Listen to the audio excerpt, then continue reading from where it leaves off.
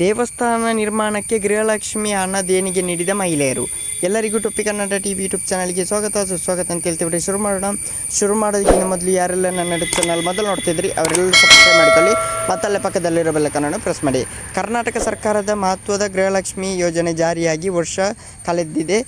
ಕುಕನೂರು ತಾಲೂಕಿನ ಹಿರೇಬೀಡನಾಳ ಗ್ರಾಮದ ಮಹಿಳೆಯರು ದೇವಸ್ಥಾನಕ್ಕೆ ನಿರ್ಮಾಣಕ್ಕೆ ಗೃಹಲಕ್ಷ್ಮಿ ಹಣವನ್ನು ದೇಣಿಗೆ ರೂಪದಲ್ಲಿ ನೀಡಿದ್ದಾರೆ. ಹಿರೇಬೀಡನಾಳ ಗ್ರಾಮದಲ್ಲಿ ಶರಣಬಸವೇಶ್ವರ ದೇವಸ್ಥಾನ ನಿರ್ಮಾಣಕ್ಕೆ 1 ತಿಂಗಳ 2,000 ಹಣ ನೀಡಿದ್ದಾರೆ. 50ಕ್ಕೂ ಹೆಚ್ಚು ಮಹಿಳೆಯರು ಗೃಹಲಕ್ಷ್ಮಿ ಹಣ ನೀಡಿದ್ದಾರೆ. 3 ತಿಂಗಳ ಪೈಕಿ 1 ತಿಂಗಳ ಹಣ 15 ದಿನದ ಹಿಂದೆ ಬಂದಿದೆ. ಅದೇ ಹಣ ಡ್ರಾ ಮಾಡಿಕೊಂಡು ದೇವಸ್ಥಾನ ನಿರ್ಮಾಣಕ್ಕೆ ನೀಡಿದ್ದೇವೆ. ಯಾರ ಒತ್ತಡವಿಲ್ಲದೆ ಹಣ ನೀಡುತ್ತಿದ್ದೇವೆ ಎಂದು ಮಹಿಳೆಯರು ಹೇಳಿದರು.